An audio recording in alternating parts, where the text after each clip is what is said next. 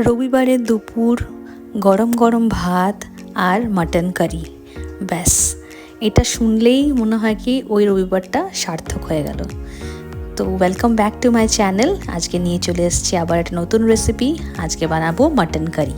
তার জন্য নিয়েছিলাম 500 গ্রাম মাটন, আর মাটনকে ম্যারিনেট করে নিচ্ছি। এটা আমরা আগের রাতেই ম্যারিনেট করে রেখে দেবো।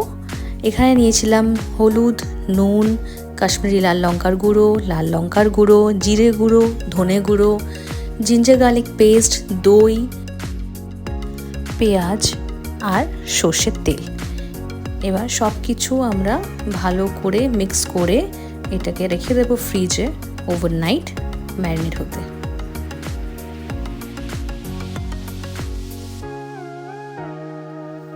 পরের দিন কড়াই ভালো করে গরম করে তার মধ্যে দিয়ে দিলাম সর্ষের তেল, আর সর্ষের তেলটাকে ধোয়া ওঠা অবধি ভালো করে গরম করে নিতে হবে। এরপর এরকম বড় বড় কেটে রাখা আলুগুলো ভালো করে ফ্রাই করে নেব। আলুগুলো এরকম বড় বড় রাখারই চেষ্টা করবেন, কেন কি না হলে আলু গলে যাওয়ার চান্সেস থাকে বেশি। এরপর আমরা দিয়ে দিলাম হলুদ আর নুন। এবার এটাকে ভালো করে নাড়াচাড়া করে ফ্রাই করে নেব। দেখুন গোল্ডেন গোল্ডেন হয়ে গেছে কালারটা। এবার এটাকে আমরা তুলে রেখে দিচ্ছি।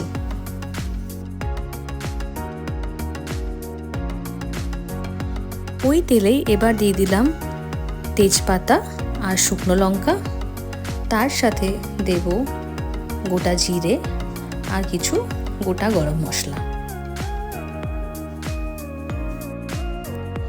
হালকাভাবে এটাকে ভেজে নেব যতক্ষণ না একটা সুন্দর অ্যারোমা বেরিয়ে আসছে। এরপর আমরা দিয়ে দেব কেটে রাখা পেঁয়াজ। এখানে আমি দুটো বড় পেঁয়াজ ইউজ করেছি। পেঁয়াজগুলো স্লাইস ওয়েতে কেটে নিয়েছিলাম।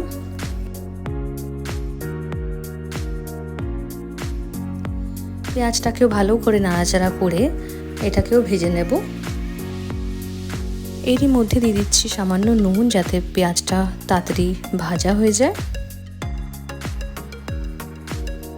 পেঁয়াজটা ভাজা হয়ে গেছে। এবার দিয়ে দিচ্ছি এটার মধ্যে আদা আর কাঁচা লঙ্কার পেস্ট, যেটা আমি শিলনোড়ায় বেটে নিয়েছিলাম। আপনারা চাইলে মিক্সিতেও বেটে নিতে পারেন। এবার ভালো করে সব কিছু মিক্স করে নিচ্ছি।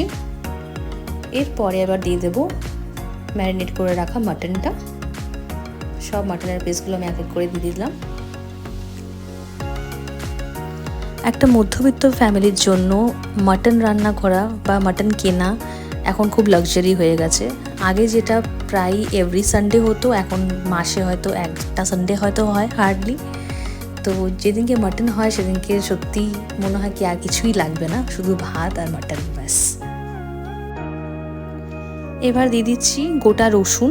এখানে আমি গোটা রসুনই ইউজ করেছি, আপনারা চাইলে এটা পেস্ট বানিয়েও দিতে পারেন। এবার সব কিছু ভালো করে আবার মিক্স করে নেব। আর মাটন রান্না করার সবার থেকে বেস্ট টেকনিক হচ্ছে ঢাকা দিয়ে আস্তে আস্তে রান্না করা। টাইম দিতে হবে মাটনের জন্য, এটা তাড়াতাড়ি হবে না। ইট tax huge amount of time to cook mutton. তো আস্তে আস্তে ঢাকা দিয়ে লো ফ্লেমে কষিয়ে কষিয়ে রান্না করতে হবে।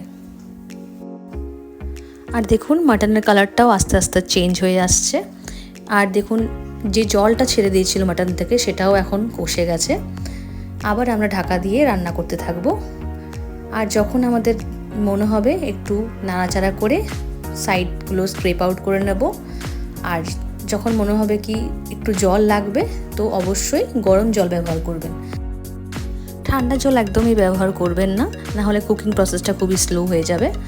তো যখনই মনে হবে কি জল লাগবে, তো উষ্ণ গরম জল ব্যবহার করে রান্নাটা করবেন।